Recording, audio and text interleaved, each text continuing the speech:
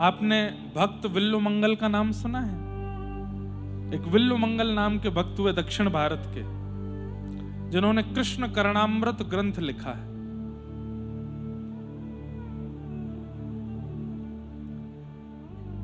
अस्ति स्वस्तरुणी कराग्रविलसत् कल्प प्रसूना प्लुतम वस्तु प्रस्तुत वेणुना दलहरी निर्वाण निर्व्याकुलम स्रस्त स्रस्त निवद्धनि विविलसत् गोपी सहस्त्रावृतम हस्तन्यस्तन तापवर्गमखिलोदारम किशोराकृति। ऐसे श्लोकों की रचना जिन्होंने की वो श्री विल्लुमंगल जी।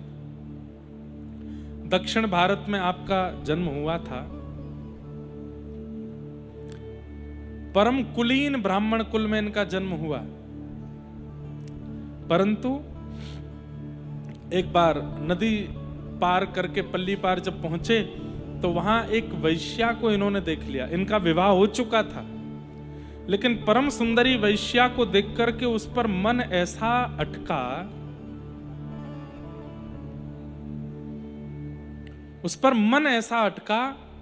कि बस घर परिवार पत्नी तक को छोड़ दिया, उस वैश्या के साथ ही रहने लगे।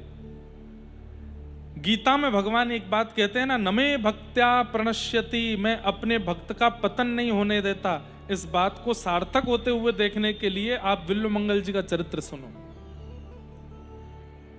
अगर एक बार किसी ने भावपूर्ण रूप से अगर अपने मुख से कह दिया, हे कृष्ण मैं आपका हूं, हे नाथ आप मेरे हो, बस एक बार किसी ने भावपूर्ण रूप से, किसी के कहवे में नहीं, किसी के जबरदस्ती, किसी के फोर्स में ये ना कहा, भाव से कह दिया, हे नाथ मैं आपका हूं, हे नाथ आप मेरे हो, इसके बाद वो भले ही जीवन में कभी दोबारा भजन ना किया हो, एक बार भी अगर उसने ठाकुर जी से ऐसा कहा है, जिस दिन उसका पतन हो रहा होगा ठाकुर जी रक्षा करने आते हैं।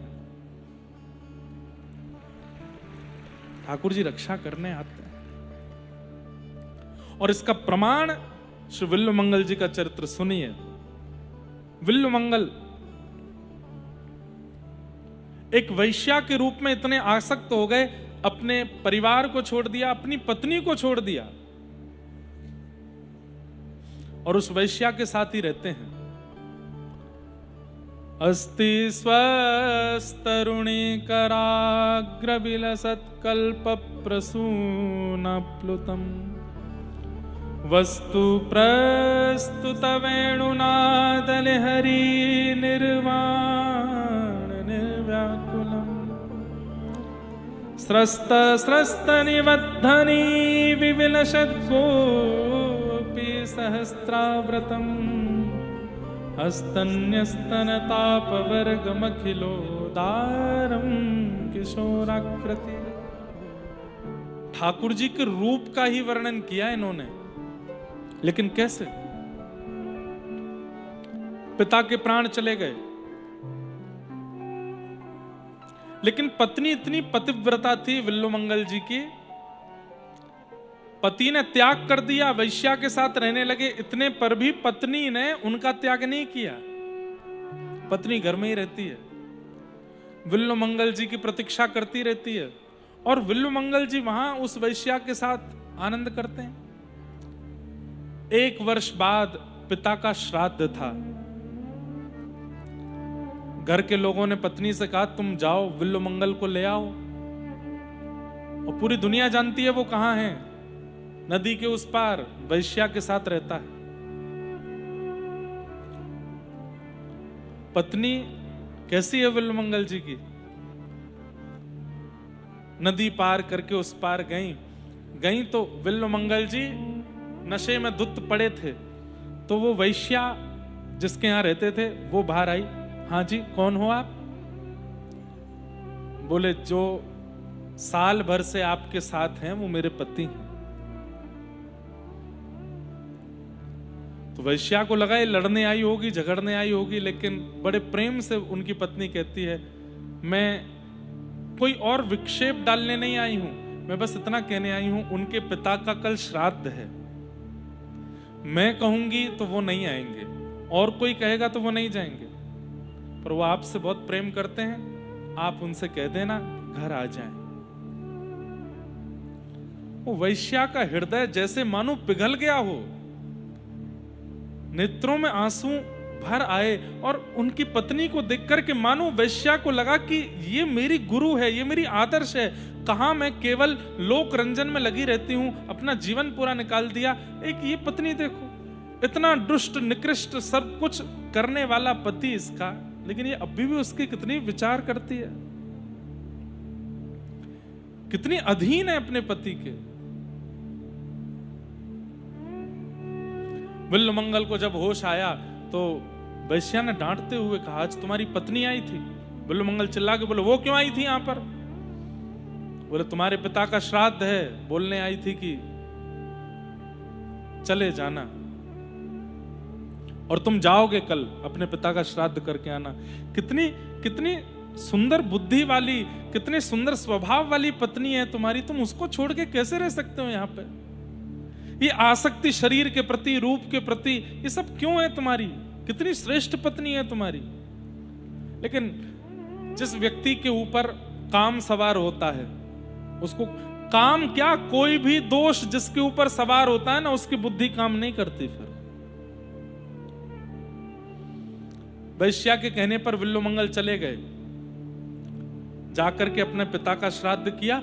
श्राद्ध कैसे कर रहे हैं? जल्दी जल्दी, कि जल्दी पूरा हो तो मैं जल्दी वापस से उसके पास जाऊं। पत्नी बगल में बैठी है, श्राद्ध आदि क्रम करवा रही है, लेकिन पत्नी को देखा भी नहीं एक भी बार। और जल्दी श्राद्ध क्रम करा के ब्राह्मणों को दान दक्षिणा देके और तुरंत निकल पड़े। पत्नी ने कहा, बाहर बहुत तूफान आ रहा है, बहुत तेज बारिश, बिजली कड़क रही है, नदी में भी तूफान होगा, आज रात्रि यहीं रुक जाइए, कल चले जाइएगा। लेकिन बिल्वमंगल जी ने कोई उत्तर नहीं दिया। बोले, तुम घर किवाड़ बंद कर लो, मैं जाता हूं। निकल पड़े। पत्नी कैसे ऐसे जाने दे, इतना तूफान है, कुछ हो जाएगा। पीछे पीछे गई। इतने आतुर थे उस वैश्या के पास जाने के लिए कि नदी में कूद गए। गहरी नदी, तूफान आ रहा था, बिजली कड़क रही थी, बारिश हो रही थी, हवाएं चल रही थी। अपने पति को कूदता देख पत्नी सराहने का वो भी कूद गई। और बस नदी के अंदर जाके बिल्वमंगल जी डूब रहे थे, उनको बचाने लगी पत्नी। और नदी पार करने के लोभ में अपनी पत्नी का ही सहारा ले लिया, उसी के ऊपर ही उसका सिर और उसका हाथ पकड़ करके बस कैसे भी पार निकलने लगे, जिसके कारण प्राण छूट गए पत्नी के। और ये भी नहीं कि किसका हाथ मैंने पकड़ा था, किसके सिर को मैं नीचे दबा रहा था ऊपर आने के लिए, उसको तो बाहर निकालूं। ऐसा काम सवार था सिर पर कि देखा भी नहीं पीछे मुड़ के कौन है, पार पहुंच के चलते बने। जैसे ही पहुंचे, उस वैश्या ने द्वार खोला, उसने कहा, तुम आ गए? ये तो रात हो गई है, तुम्हारे पिताजी का श्राद्ध था, आज तुम घर रुकने वाले थे, तुम्हारी पत्नी आई थी, तुम क्यों आ गए? तुम्हें देखे बिना रहा नहीं जा रहा था, तुम्हारी बहुत याद आ रही थी, इसलिए दौड़ा चला आया। अरे अपनी स्थिति तो देखो, अपनी हालत देखो, और इतने तूफान में तुमने नदी पार कैसे की? बोले, तुमने कोई नौका भेजी थी ना मेरे लिए, वो एक नौका जैसे नीचे आई थी, बस उसी पर चढ़ के आ गया। बोले, मैंने कोई नौका नहीं भेजी, चलो देखो। तो जा करके देखा तो नदी के किनारे पर पत्नी मरी पड़ी थी। वैश्या ने इतना डांटा, अरे तुम कैसे व्यक्ति हो,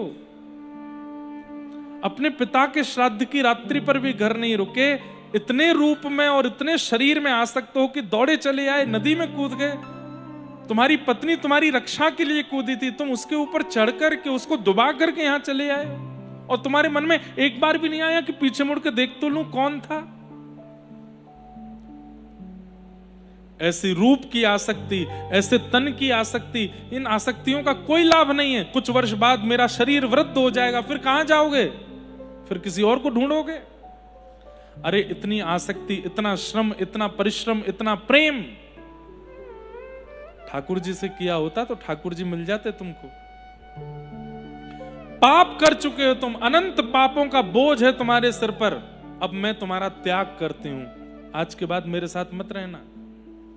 और तुम्हारी पत्नी एक बार का उसका दर्शन मुझे इतनी शिक्षा देकर के चला गया है, तुम्हारी पत्नी को ही गुरु रूप मान करके मैं भी अब भजन में जा रही हूं, मैं भी अपना वैश्या रूप जो है उसका त्याग कर रही हूं। चली गई। रोते रहे नदी के किनारे बैठे बैठे। तब जीवन की सच्चाई पता चली। बंधुओं देखो, एक बात सुनिएगा, जैसे बिजली का तार होता है ना, स्विच ऑन करने पर उसमें करंट का संचार होता है। अब अगर बिजली के तार के अंतिम छोर से किसी बल्ब को स्पर्श करा दोगे तो प्रकाश हो जाएगा, लेकिन उसी बिजली के तार के अंतिम छोर को किसी व्यक्ति से छुपा दोगे तो मर जाएगा। ठाकुर जी के द्वारा हम सबके अंदर पूर्ण ऊर्जाएं प्रदान की जाती हैं। आंखों में देखने की, कानों में सुनने की, नासिका में ग्रहण की, जीभ में स्वाद की, हाथों में पकड़ने की, पैरों में चलने की, संपूर्ण इंद्रियों में सारी ऊर्जाएं प्रदान की जाती हैं ठाकुर जी के द्वारा। अब उस ऊर्जा को हम संसार के उपभोग में लगा रहे हैं कि ठाकुर जी की सेवा में लगा रहे हैं, ये हमारे ऊपर निर्भर करता है। हम संसार में अगर उस पूरी ऊर्जा का व्यय कर रहे हैं तो एक प्रकार से हम नंगे तार से किसी व्यक्ति के प्राण ले रहे हैं, उसी के समान है। लेकिन उसी ऊर्जा को हम भक्ति में लगा रहे हैं, ठाकुर जी की प्राप्ति में लगा रहे हैं, तो एक प्रकार से हम अंधेरे में उजाला कर रहे हैं उस तार को बल्ब से छुपा के। ऊर्जा हम सब में है, पर उस ऊर्जा का व्यय हम कहां करते हैं ये हम पर निर्भर करता है। विल्लू मंगल जी ने कहा, मैंने आधा जीवन तो विषय भोग में निकाल दिया, लेकिन आज तक तृप्त नहीं हुआ, अब जाता हूं ठाकुर जी की प्राप्ति में। निकल पड़े और एक आश्रम में पहुंचे, गुरुदेव की शरण में जाकर के गुरु मंत्र लिया और कुछ वर्षों तक जप करने के बाद अपने आप को पवित्र किया। बस अब इच्छा होने लगी कि मैं वृंदावन जाऊं, जाकर के ठाकुर जी का भजन करूं। जैसे ही निकले, अब देखो कितना बलवान होता है काम, कितना बलवान होता है क्रोध, कितना बलवान होता है ये संसार के विषय। एक बार आपके अंदर आ जाते हैं, इनको निकालना कितना मुश्किल है। इतने वर्ष तक गुरु आश्रय में रहने के बाद विल्लू मंगल जी अब पवित्र हो चुके थे, लेकिन जैसे ही उस आश्रम से निकले, जा रहे थे वृंदावन की ओर, तभी देखा एक सरोवर के किनारे परम सुंदरी कन्या जल भर रही थी। नेत्रों ने जैसे ही देखा फिर रुक गए और बस उसके रूप को देखने में लगे। कहने का अभिप्राय क्या है?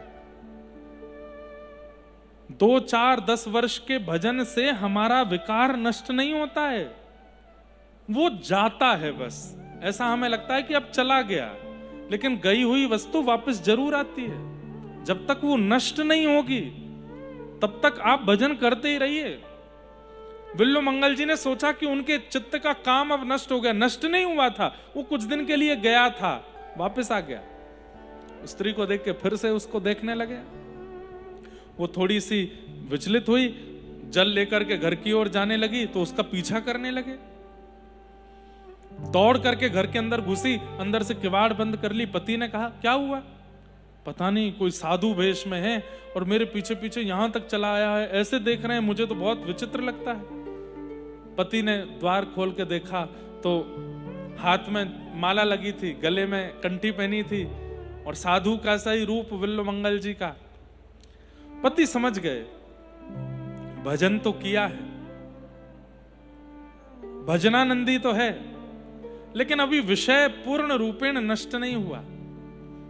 कोई बात नहीं, भजन में इतनी सामर्थ्य है कि कुछ दिन भी अगर भजन का आश्रय लिया होगा तो वह लुटने नहीं देगा, वह भजन नष्ट होने नहीं देगा, वो भजन तुम्हारा नाश होने नहीं देगा। नमे भक्त्या प्रशति, मैं अपने भक्त को पतन नहीं होने देता। ठाकुर जी ऐसा कह रहे हैं, इसका पतन नहीं होगा, अंदर बुलाओ। पत्नी बोली, कैसी बात कर रहे हो? बोले, हाँ अंदर बुलाओ। घर के अंदर बुलाया, पत्नी से कहा, तुम श्रृंगार करो अपना, जाओ सुंदर बन के आओ। पत्नी बोली, कैसे पति हो आप?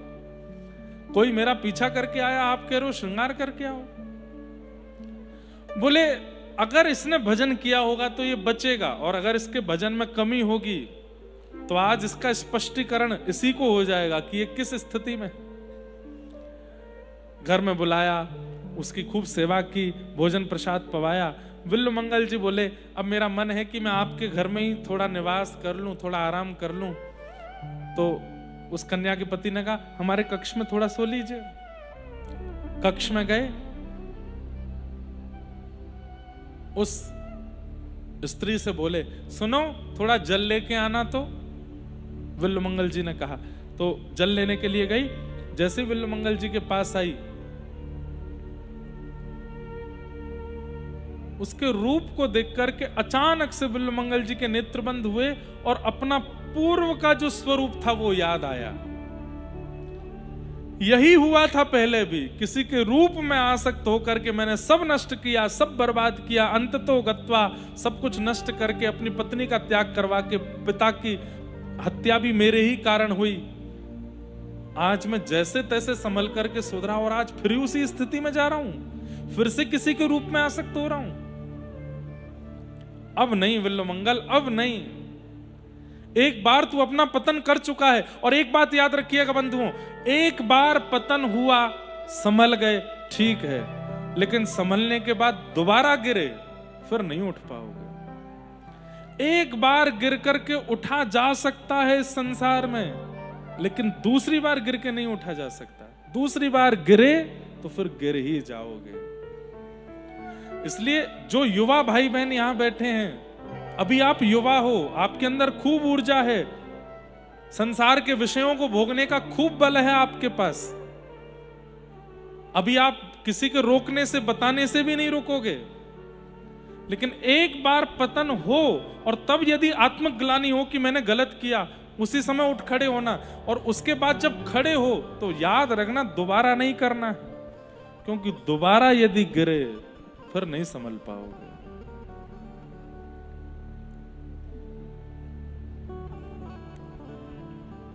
कंस भी एक बार गिर के संभला था, लेकिन संभल के फिर गिरा। रावण भी एक बार गिर के संभला था, लेकिन गिर के संभल के फिर गिरा।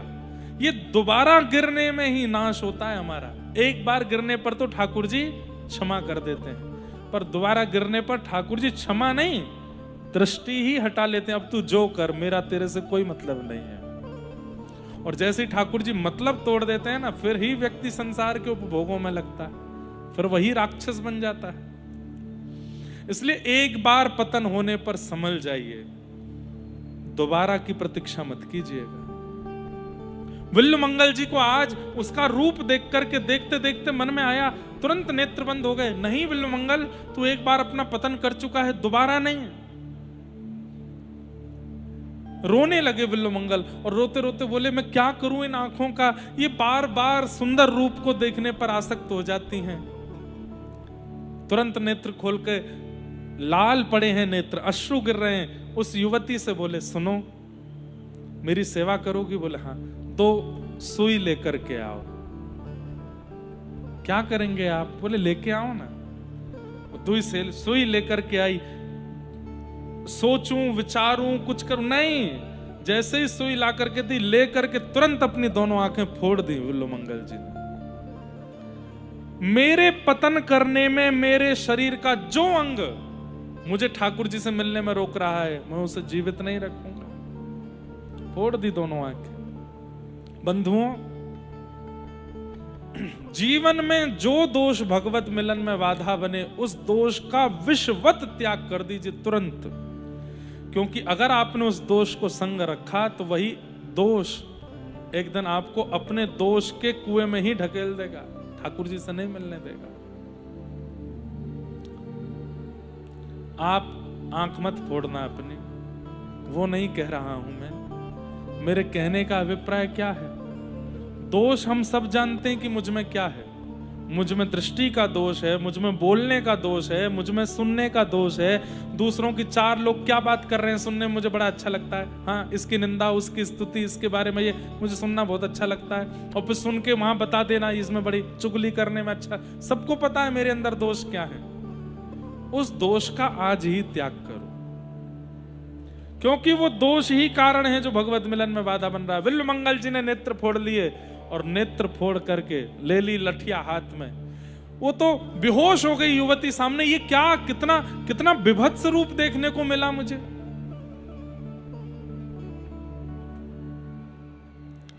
सबने पूछा ये क्या किया विल्व मंगल जी? बोले कि भैया अब संसार को नहीं देखूंगा, इन नेत्रों को पाके जिनको देखना चाहिए अब उन्हीं को देखूंगा। और उनको देखने के लिए नेत्रों की आवश्यकता नहीं है, वो सामने आ जाएंगे तो नेत्र अपने आप खुल जाएंगे।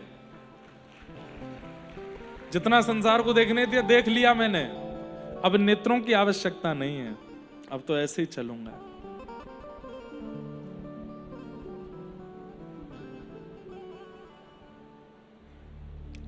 हरि जी मैं नैनहीन तुम नैना, हरि जी मैं नैनहीन तुम नैना। अब मैं नैनहीन हो गया हूं, अब मेरे नेत्र आप हो। हे नाथ, बाह पकड़ के थाम उंगरिया जौन डगरिया, थाम उंगरिया जौन डगरिया, ले चालो तुम जाने हरि जी मैं नैनहीन तुम नैना।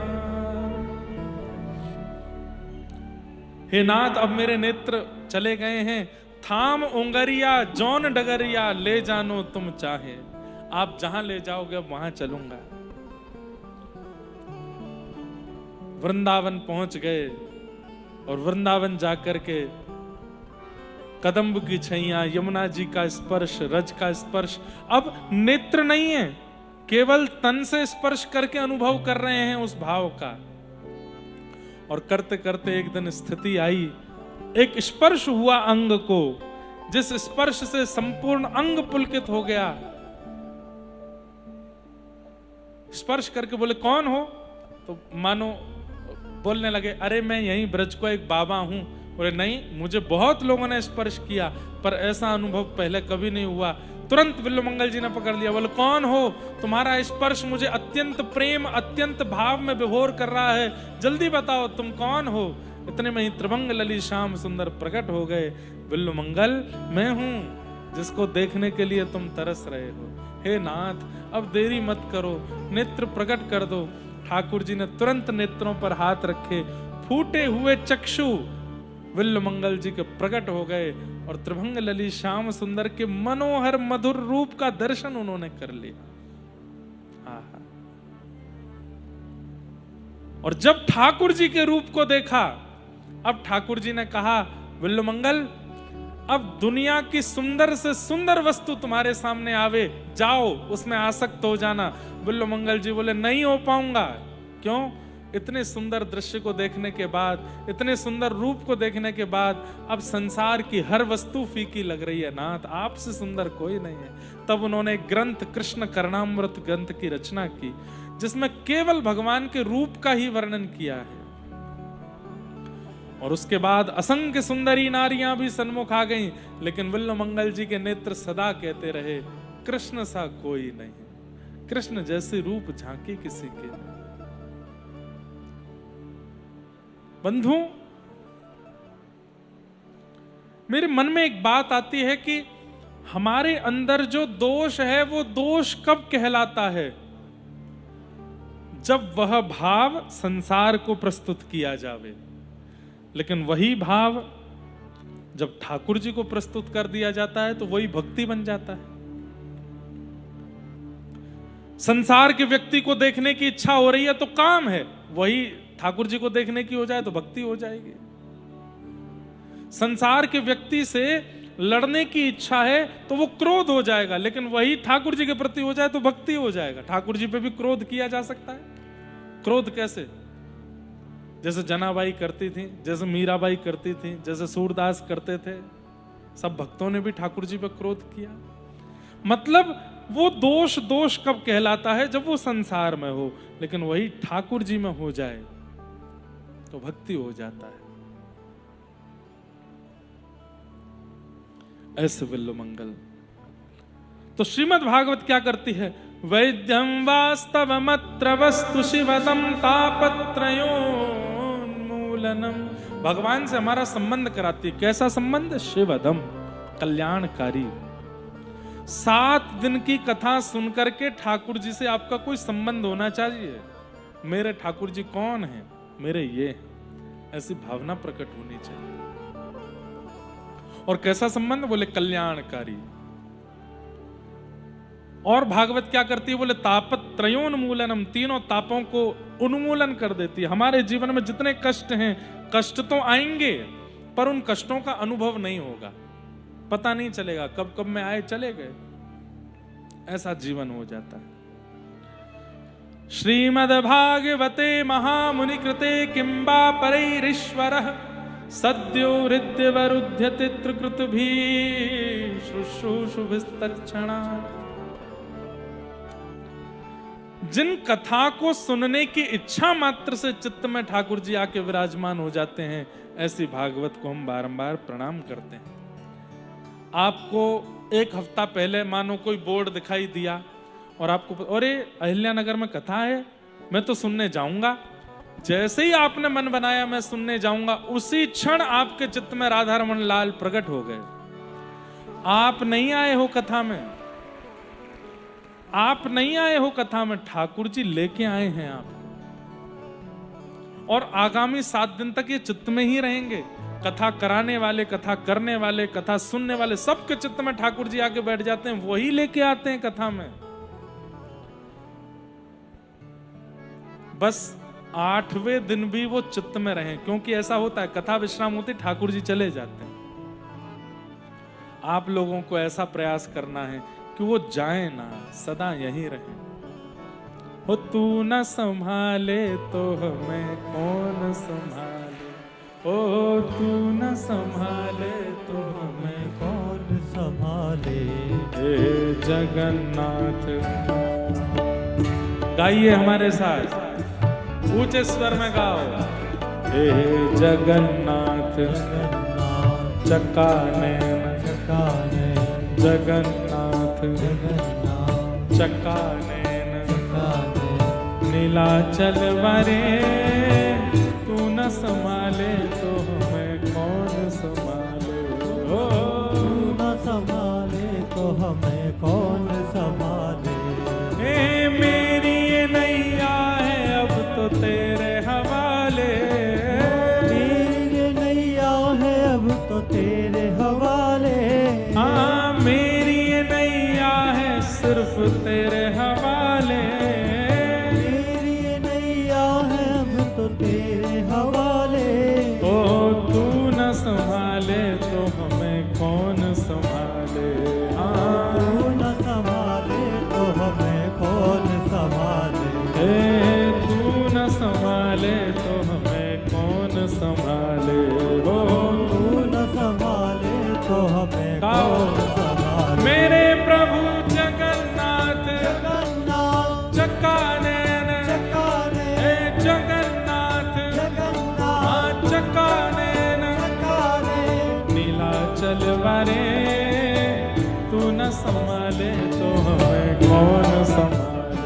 हो तू न संभाले तो हमें श्री कौन जगन्नाथ संभाले। महाप्रभु की।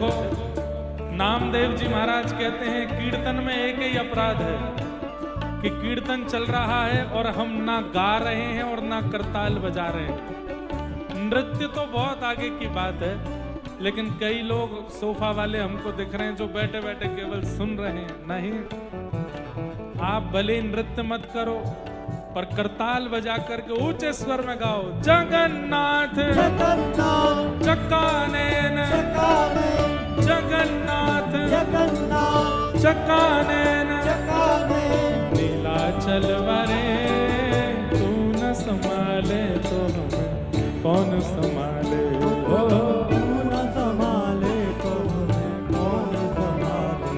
हाँ, तू न संभाले तो हमें कौन संभाले। तू न संभाले तो हमें कौन संभाले।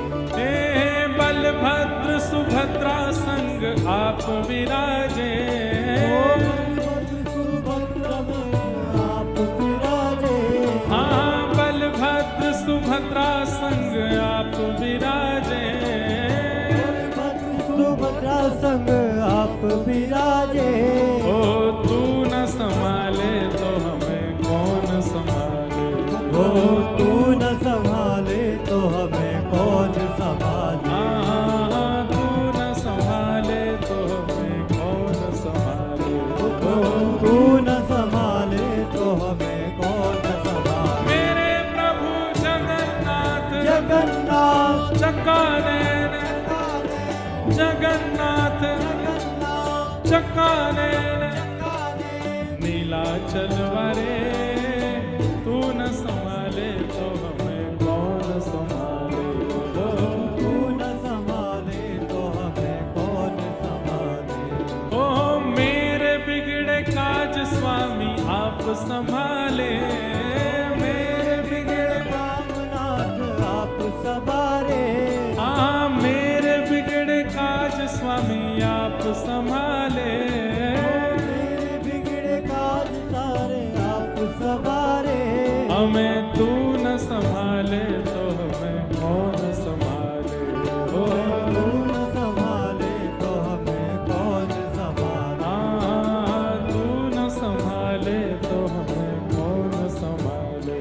ओ तू न संभाले तो हमें कौन संभाले। मेरे प्रभु जगन्नाथ चक्कानैन हे जगन्नाथ जगन्नाथ चक्कानैन चक्कानैन नीलाचल वरे तू न संभाले तो हमें कौन संभाले। तू न संभाले तो हमें कौन संभाले। हाँ, तू न संभाले तो हमें कौन संभाले। तू न संभाले तो हमें कौन संभाले। मैं तुम्हें छोड़ जाऊं अब मैं किसके दुआरे। तुम्हें छोड़ जाऊं अब मैं किसके दुआरे। हाँ, तुम्हें छोड़ जाऊं अब मैं किसके दुआरे। तुम्हें छोड़ जाऊं अब तो किसके दुआरे। आज हम भी कथा पूरी करके आपके अहिल्यानगर में भी श्री जगन्नाथ जी विराजमान है, वहीं दर्शन करने जा रहे हैं। तो हमने कहा कि जगन्नाथ जी को यहीं प्रणाम करके जाते हैं और अहिल्यानगर के श्री जगन्नाथ जी का दर्शन करके आएंगे आज। तो बस उन्हीं के दरबार में जा रहे हैं, तो आपको बस थोड़ा, आप लोग मत आना, आप लोग यहीं से घर जाना। हम जाएंगे वहां, यहीं पर अनुभव कर लो। तुम्हें छोड़ जाऊं अब मैं किसके दुआरे। तुम्हें छोड़ जाऊं अब तो किसके दुआरे। मैं तुम्हें छोड़ जाऊं अब मैं किसके दुआरे। तुम्हें छोड़ जाऊं अब तो किसके दुआरे। तू न संभाले तो हमें कौन संभाले। तू न संभाले तो हमें कौन संभाले। हाँ, तू न संभाले तो हमें कौन संभाले। तू न संभाले तो हमें कौन संभाले। मेरे प्रभु जगन्नाथ जगन्नाथ चक्कानैन